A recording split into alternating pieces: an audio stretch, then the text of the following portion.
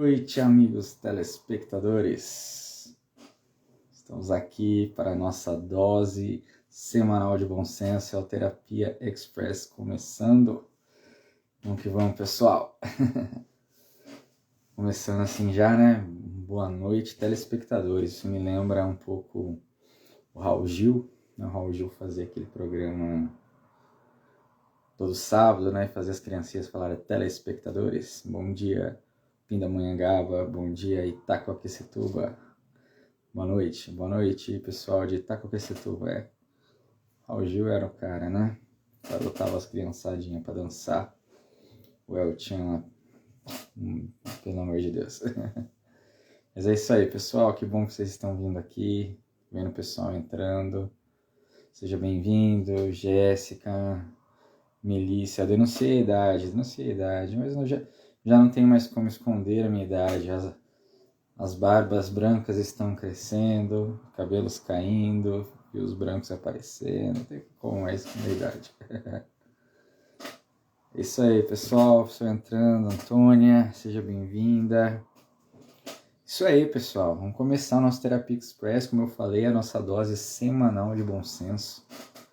Muitas vezes os problemas da vida, o que a gente precisa é um pouquinho de bom senso. A gente está numa época muito agitada, uma época de reações muito exageradas, reações muito fora da caixinha. Às vezes eu acho que o grande problema hoje, eu como psicoterapeuta, o grande problema hoje que eu vejo no consultório, que eu vejo na clínica, que eu vejo nos estudos aí com os meus companheiros terapeutas, nas supervisões, a gente vê que o grande problema hoje, muitas vezes não são transtornos, não são traumas, né? São problema educacional, uma falta bom senso para lidar com as coisas, e o Terapia Express é a nossa dose semanal de bom senso para que a gente possa caminhar aí decididamente, né?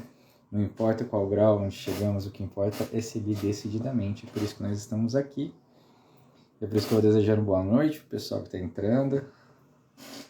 É isso aí, pessoal. Hoje não vou enrolar muito não, vamos começar. A gente tem bastante coisa para conversar, eu sei que tem muita gente aí especial, muita gente aí que tem sido um suporte para nossa família nessa última semana. Disparada a semana mais difícil, mais complicada da minha vida. Mas a gente tem um trabalho, né? E a gente não pode excusar, né? De vivenciar bem esse trabalho, né? E de fazer bem esse nosso trabalho aqui. Desde que eu comecei a atender, fui discernindo que todo mundo sabe que eu tenho um emprego, né? Trabalho no Cresce. Mas no período da noite comecei a desenvolver algumas atividades e comecei a fazer o trabalho aqui no Instagram, comecei a estudar para me tornar um psicoterapeuta, para começar a atender.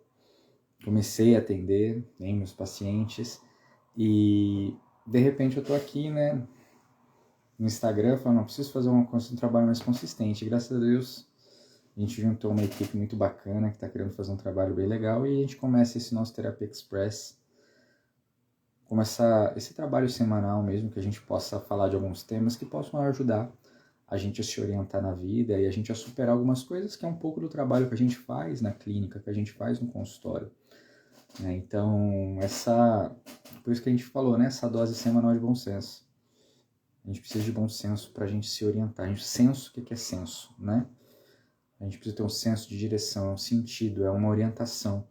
A gente precisa ter isso na nossa vida. E um pouco que a gente vai falar hoje. Hoje o tema, não era esse o tema, tá? Já adianto para vocês, não era esse o tema. É encontrando sentido no sofrimento. Não, esse tema me encontrou primeiramente.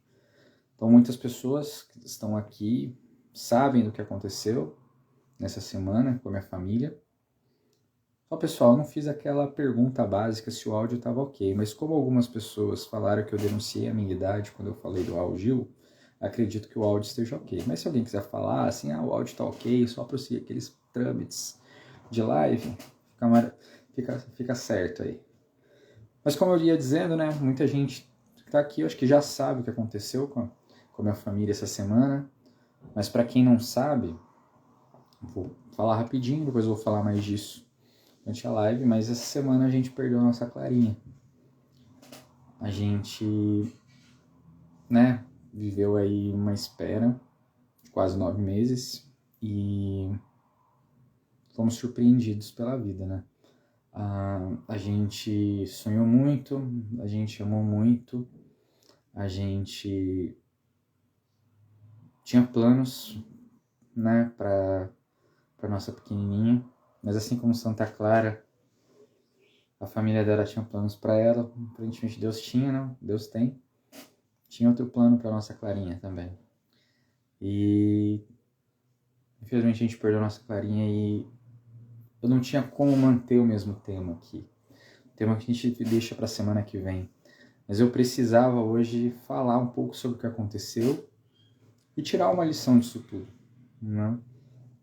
É muito cedo, tá? Aconteceu essa semana para eu falar em profundidade tudo que a gente viveu. Minha esposa tá aí, ela tá se virando aí, tá dando banho na Inês e tá vendo a live. Com a ajuda da mãe dela, tá, gente? Que a Carol fez cesárea pra gente poder retirar a Clarinha. Então, assim, a gente...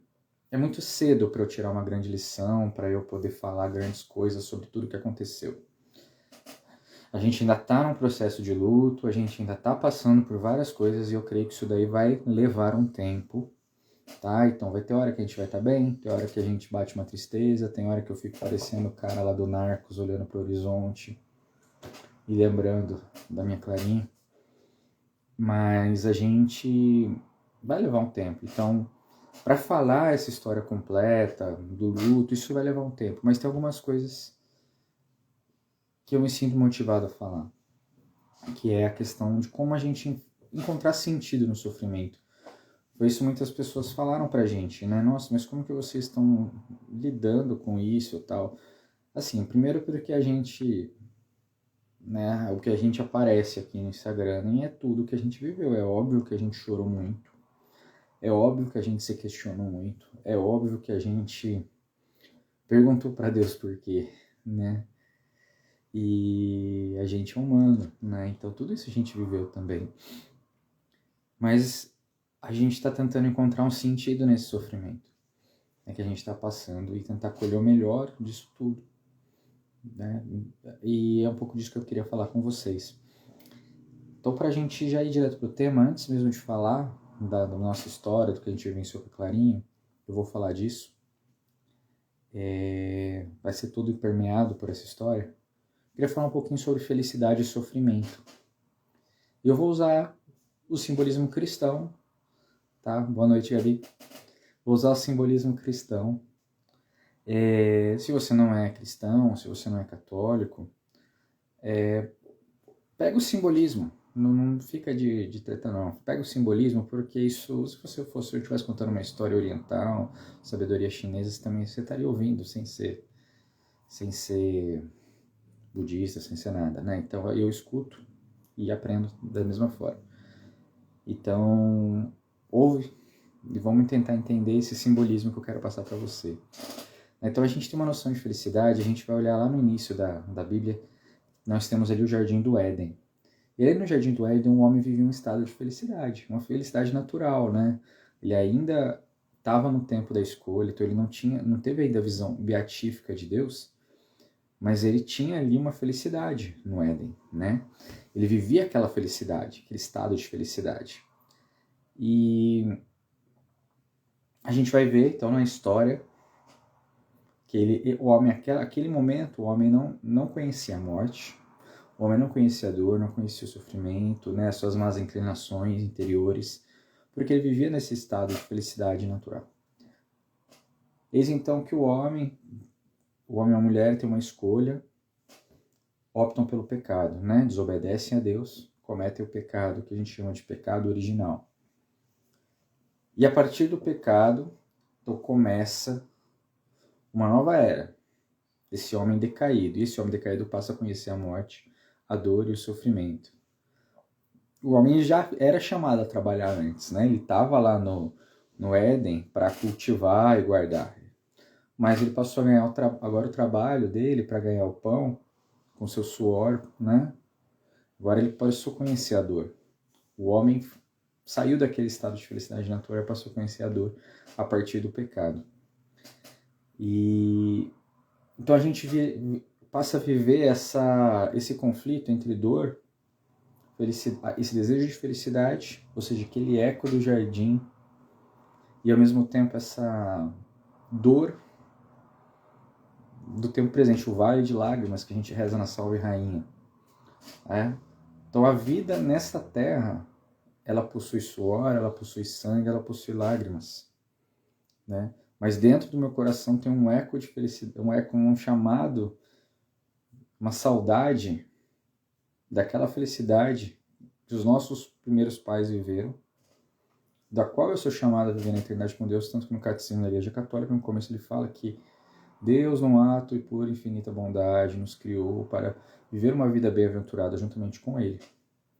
Né? Bem-aventurança é também traduzido como felicidade. Né? Os bem-aventurados, os mansos, também pode ser traduzido como felizes, os mansos. Então, bem-aventurança e felicidade, ou seja, santidade, é sinônimo de felicidade. Então, aqueles que estão lá contemplando Deus face a face, eles são realmente felizes. Na máxima plenitude, até mais do que naquele jardim, digamos assim. Então, esse homem que vive hoje nessa terra, ele vai viver essa tensão entre felicidade e sofrimento. E isso é uma coisa que a gente vai viver na nossa vida. Todo mundo vai passar por sofrimentos, vai passar por dores, vai passar por dificuldades. Mas a gente precisa olhar, primeiro sentido que a gente pode olhar para o sofrimento é o seguinte: se fazendo exatamente aquilo que o homem queria, né? O homem foi lá e cedeu a sua vontade de comer o fruto proibido, fazendo o que ele queria, ele conheceu o pecado e a dor, né? Agora, fazendo o que ele não quer, ou seja, diante do sofrimento, fazendo o que ele não quer, ele conhece a redenção, a salvação. Então, se fazendo aquilo que ele queria, digamos no sentido mais baixo, né, dos instintos, né, de usar errado a nossa liberdade, ele conheceu a dor, o sofrimento, a morte. Agora, fazendo o que ele não quer, ou seja, nós não queremos sofrer, mas passando por esse sofrimento, ou seja, fazendo aquilo que a gente não quer, nós conhecemos a redenção e a salvação, a santificação. Então, de certa forma, o sofrimento, olha o que eu estou falando aqui, de certa forma o sofrimento que a gente tem nessa terra, ele é como se fosse um caminho de volta para a nossa felicidade. Ele é como se fosse um caminho de volta para casa, para uma felicidade até maior do que os nossos pais viveram lá, para que a gente possa ver Deus face a face, porque a gente escolheu definitivamente, não há mais volta. Ali no jardim eles podiam perder, tanto que perderam. Mas a gente... Então, olha só como que é interessante. E é como Chesterton sempre fala do paradoxo, né? Como é paradoxal. Que exatamente a dor e o sofrimento, que é aquilo que nós evitamos a vida inteira, tentamos evitar a vida inteira, ele é o caminho de volta. Então a gente pode dizer que não necessariamente a dor, a morte, foi um castigo de Deus. A dor e a morte foram um remédio de Deus para aqueles que usaram a liberdade de forma errada, aqueles que erraram o alvo.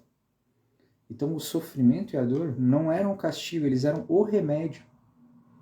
A gente vai ver que no Evangelho Jesus vai falar, essa doença, essa morte é para a glória de Deus. Olha só que interessante. Então, se fazendo o que eu quero, no sentido mais baixo, eu conheci o pecado e a dor, fazendo o que eu não quero hoje, o sofrimento, eu posso conhecer a redenção. Então, esse é o sentido cristão do sofrimento. Então, sentido é um significado, né? Sentido, sinônimo de significado, encontrar o significado do sofrimento. Então, esse é o significado do sofrimento. Então, a gente vai ver que o próprio Cristo, o Filho de Deus, que não conheceu o pecado, mas em tudo foi igual a nós, ele carregou o peso da cruz por nós exatamente, porque, né, o sofrimento era esse caminho de volta. Então, o sofrimento do Cristo abriu as portas, o véu se rasgou e nós pudemos ver a Deus face a face. Então veja que existe um sentido cristão para o sofrimento e que não é esse sentido tão negativo como a gente olha, né? Então essa é a primeira mensagem que eu queria deixar para vocês. Mas como isso se dá na nossa vida? Então vamos lá.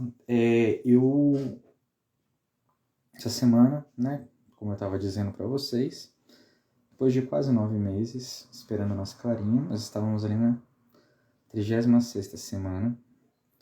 E vocês, não sei se vocês sabem, a Inês ela nasceu prematura, né, 33 semanas. A gente rezou tanto para que a Clarinha passasse das 33. Hoje a gente fala, poxa, se ela tivesse vindo antes, talvez estivesse aqui com a gente. Mas a gente rezou tanto para a Clarinha passar das 33 semanas. Rezamos. Ela passou das 33 semanas. E de repente a Clarinha chegou nas 36. E a Carol começou a sentir as primeiras dores ali do final da gestação, que todo mundo dizia que era normal. A gente falou com o nosso médico, o médico falou que estava normal. A gente foi depois, eu estava lá em Arujá fazendo um curso, Carol teve dores, quase foi para o hospital. O médico falou, não, fica em casa. Durante a semana nós fomos no médico, o médico ouviu o coração da Clarinha, estava tudo ok. Fim de semana a Carol voltou a ter as mesmas dores da outra semana. Aguentamos aqui em casa, tomando remédio e tal, entendendo que não era a mesma dor. Mas não sei se vocês sabem, a Carol é diabética tipo 1. E a diabetes ela é muito traiçoeira nesse sentido. E provavelmente no domingo, pela que a gente imagina, pela que tudo se desenhou, a Clarinha deve ter tido uma paradinha cardíaca, né, dentro da barriga da Carol. Então a gente passou ainda uns 2 dias achando que a Clarinha estava viva, conversando com ela na barriga. É dolorido, né? E a gente foi fazer o exame, então na quarta-feira. A gente foi quarta-feira fazer o exame, mega feliz. Quem acompanha aqui nos stories viu que cedo eu postei. Bom dia, estamos aqui para fazer o último ultrassom. Agora a próxima vez eu vou vê-la ao vivo. Realmente eu vi, né? Mas não da forma como eu gostaria. E eu achava questão, porque o parto estava marcado para o dia 12, né? Porque o doutor não queria deixar passar muito, exatamente por causa da diabetes da Carol. Então ele já tinha marcado para o dia 12, então estava tudo certinho, dia 12. Depois eu entraria de férias na outra semana. E aí eu pegava 5 dias, entrava de férias e ficava ajudando a Carol com a Clarinha ali e tal. Então esse era o nosso plano. E de repente a gente foi fazer esse ultrassom, né? Todo feliz. Agora vamos os últimos ajustes, vamos fazer ultrassom. Começou o ultrassom, o médico já ficou desnorteado. Assim, acho que na cara, eu acho que pra mim assim, a percepção que eu tenho é que na hora que ele bateu o olho ele já viu que não estava vivo. E ele entrou naquele, não conseguia dar notícia pra gente, vou ligar pro seu médico, não sei o que lá. Mas a gente começou a ver que tinha uma coisa muito errada, porque geralmente os médicos, eles colocam medo, mas eles dão uma certa esperança. Ele não queria dar esperança nenhuma, ele fugia e, nossa, assim, fugia mesmo. E aí a gente já começou a perceber alguma coisa está errada.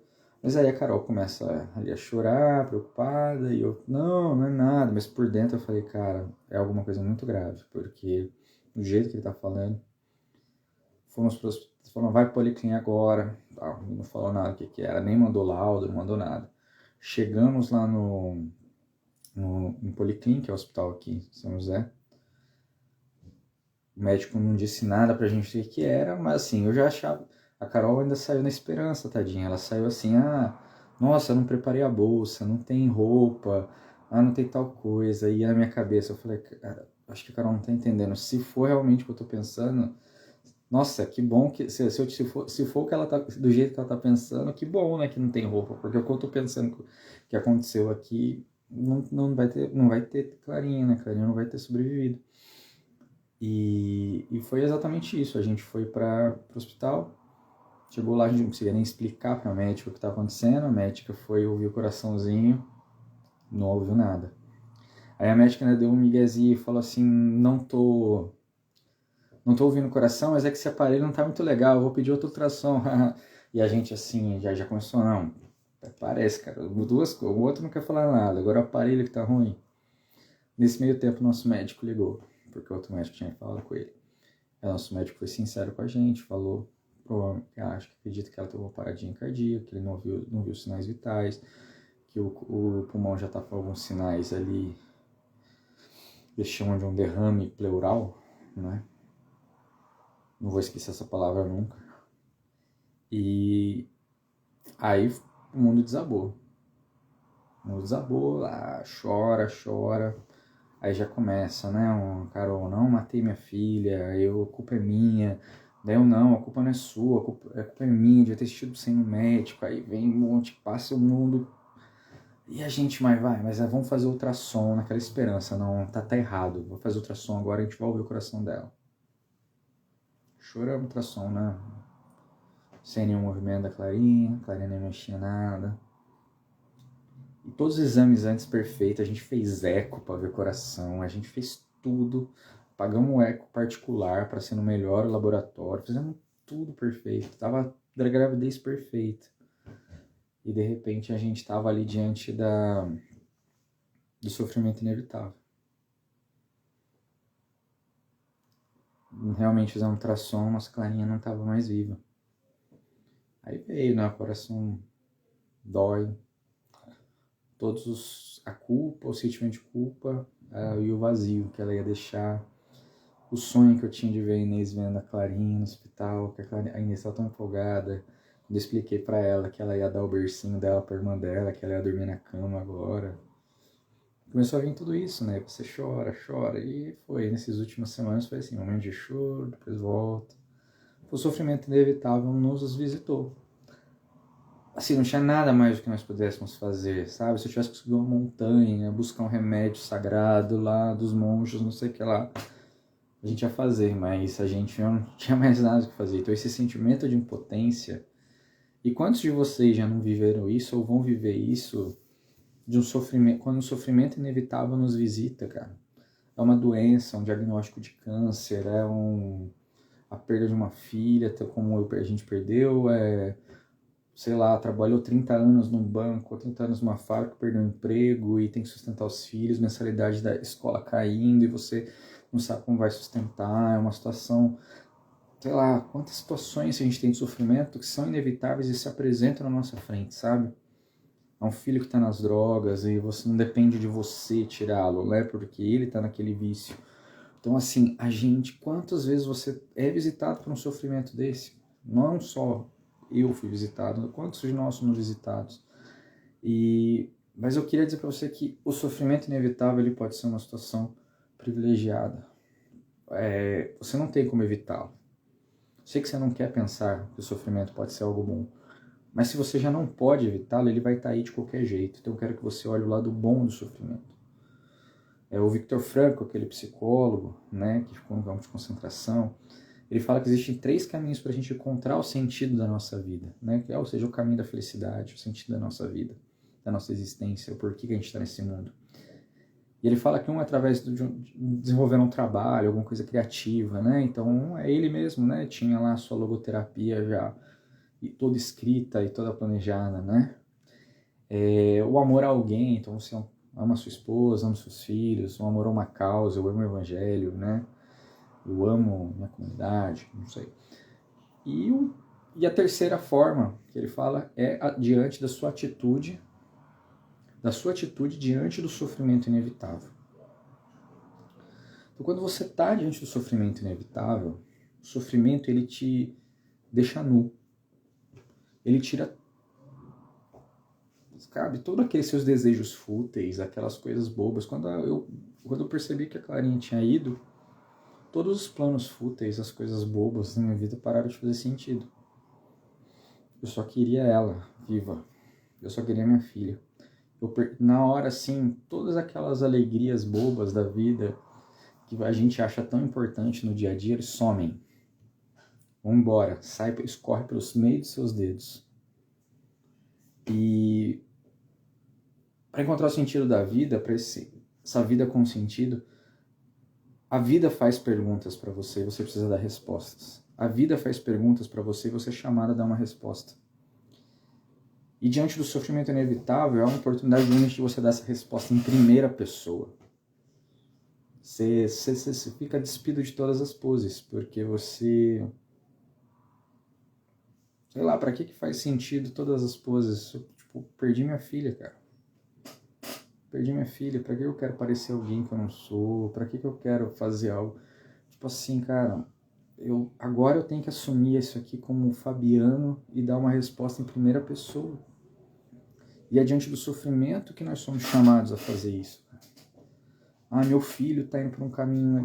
Cara, é agora a sua chance de fazer, porque assim, a gente suporta tudo nessa vida, a gente só não suporta uma vida sem sentido. A gente suporta tudo nessa vida, a gente só não suporta sofrer sem motivo, sem sentido. A pior dor no sofrimento é porque eu estou sofrendo. A pior dor do sofrimento é porque eu estou sofrendo. Entendeu? Eu não sei por que eu perdi a Clarinha, mas eu sei para que eu vou viver esse sofrimento. E a mesma coisa você pode não saber por que o câncer te visitou, por que essa solidão não sai do seu coração, por que você não encontra alguém para você namorar, para você casar, por que... Mas esse momento, a forma onde você está, aí o Viktor Frankl ele vai dizer, se você não pode mudar a situação que está ao seu redor, mude a si mesmo. Se você não pode mudar a situação que está ao seu redor, mude a si mesmo. Então agora é a oportunidade de você se transformar realmente numa pessoa melhor. E é isso que eu encontrei, sabe? E eu vou dar um exemplo bem claro assim. Primeira coisa que eu quero que você saiba é o seguinte, cara. Não é todo mundo que sai melhor do sofrimento. Tem pessoas que saem do sofrimento rancoroso, a pessoa fica pior, rancoroso, mesquinho, amargurado. Tem quantas pessoas que sofrem, passam? Não é só o sofrimento que te faz ficar melhor, mas a sua atitude diante do sofrimento. E isso é importante você entender, porque você, diante do sofrimento, sua existência é desafiada, cara. E a oportunidade que você tem é de dar uma resposta digna na sua vida. E eu vou dar alguns exemplos aqui básicos, né? Provavelmente falei para vocês, a gente está num processo de cura e de luto ainda. Mas eu vejo, por exemplo, quando a gente tá, depois de tudo isso que a gente viu da Clarinha, a gente tinha situações muito desafiadoras. A Carol ia ter que passar pelo parto de qualquer jeito. A Carol ia ter que fazer uma cesárea com a nossa filha morta dentro dela. E você imagina a dor?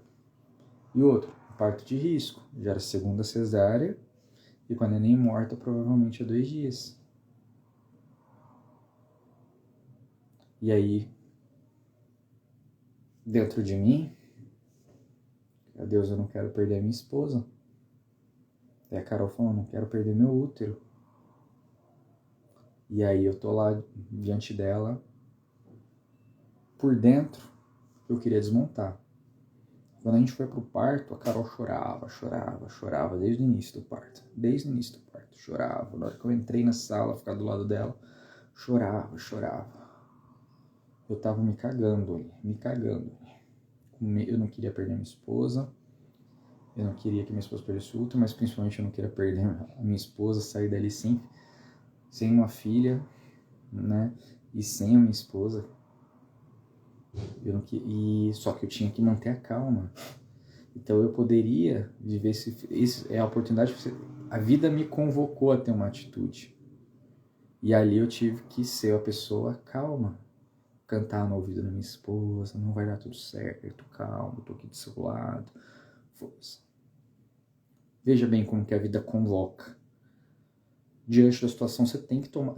Eu poderia escolher me desesperar. É tudo compreensível, olha o que ele passou. Mas nada tira a nossa liberdade nas situações mais absurdas de tomar a atitude que a gente deve tomar. E a mesma coisa, depois que a gente saiu o corpinho da minha filha lá, da barriga da minha esposa, a gente esperando naquele último milagre, vai ter um chorinho aí, minha filha vai converter todo o departamento médico do Hospital São José.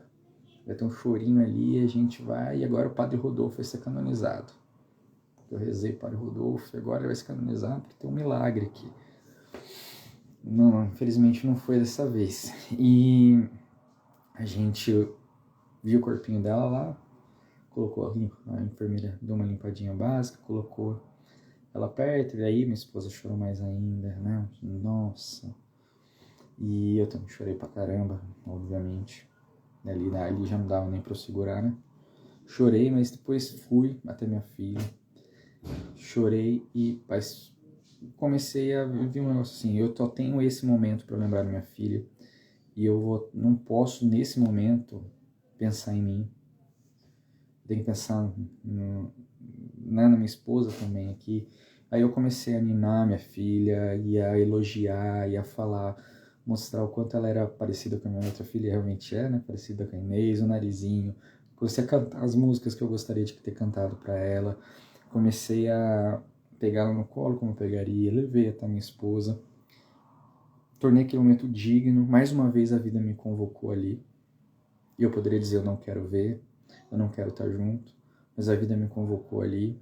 Eu tive amigos bons que me disseram, olha, aproveite esse momento, e eu aproveitei, porque eu sei que é aquilo que eu vou levar da minha filha praticamente, né? Infelizmente só tive esses momentos com ela. Então ficamos ali 1 hora com ela, e obviamente na hora de ir embora foi horrível, largar minha filha naquela sala, tanto que eu saí, voltei correndo, chorei um pouco, depois saí, eu vi que eu ia voltar, falei, não vou ficar nessa vai e volta a noite inteira, porque eu não vou conseguir deixar ela aqui, então melhor eu já ir embora e estou entregando na mão de Deus. Aí depois teve o terceiro momento que eu fui convocado a ter uma atitude diante do sofrimento inevitável, explicar para Inês o que aconteceu. A Carol começou ali meio que a explicar, Carol começou a explicar pra ela, né? Olha, a Clarinha não tava bem. Porque a Inês já chegou no hospital procurando a Clarinha. Aí falou, mas não tá na barriga da mamãe? Cadê a Clarinha aqui? Quero pegar a Clarinha. Aí a Inês tem 1 ano e 11 meses, né? Essa menina é um pouco prodígio, né? E ela... Aí eu peguei e falei, a Carol começou a explicar, e eu já fui também junto. E a Carol falou, olha, ela tava dodói, aí o doutor entregou ela para Jesus, né? E ela vai ficar lá com Jesus vai ficar cuidando, tá lá no céu. Aí a Inês, tá lá no céu. Eu falei, minha filha, ela tá lá perto da lua, porque ela ouviu tanto a irmã, porque a Inês adora a lua. Ela ouviu tanto a irmã dela falar da lua, que ela foi morar lá pertinho da lua. Agora ela é uma estrelinha lá, igual o Rei Leão, né? Ela é uma estrelinha que tá lá no céu, brilhando, clara lá, com a luz da lua. E falar isso tudo sorrindo naquele dia foi mais uma vez responder essa convocação que a vida faz pra gente diante do sofrimento inevitável. E aí me veio muito claro, e eu vou deixar essa dica aqui pra gente ir finalizando, né, pra vida de vocês. Cara, assistam aquele filme A Vida é Bela. Se você já assistiu, assista de novo. Se você não assistiu, faça-me um favor. A Vida é Bela é um filme italiano que fala da Segunda Guerra Mundial, e ali tem questão, o cara é judeu, vai para o campo de concentração, e ele tem uma situação ali muito clara, né? Ele é separado da esposa, a esposa vai para o centro feminino, ele vai com o filho para o outro centro, e para outro campo de concentração, e ali ele tem, está diante do sofrimento inevitável, e ele é chamado a dar uma resposta para a vida. Que resposta ele tem que dar para a vida dele? E ele começa a fazer da vida dele naquele campo de concentração uma oportunidade de amenizar o sofrimento do filho dele. Então ele começa a fingir que aquilo ali que ele está vivendo ali no campo de concentração é um jogo. Para o filho dele não se desesperar, não ficar com medo. Então ele fala, não, isso aqui é um jogo, isso aqui não é nada. E ele começa a fazer todas as atividades, né, do campo de concentração, fingindo que é um jogo. E ele vai se colocando em situações às vezes perigosas, tal, mas para amenizar o sofrimento do filho dele. E quantas vezes isso é uma missão do pai, né? De fazer um mundo um pouco mais suave para o seu filho, ou até mesmo são no esposo, né? Tem uma hora no filme que ele vai lá no microfone e ele fala alto para dar para ouvir lá do outro campo de concentração feminino, né? Bom dia, buongiorno, principessa, né? Bom dia, princesa. Ele falava muito isso para ela antes de ir para a concentração. Então, ele encontrou um sentido naquele sofrimento dele, que era diminuir os fardos daqueles que ele amava.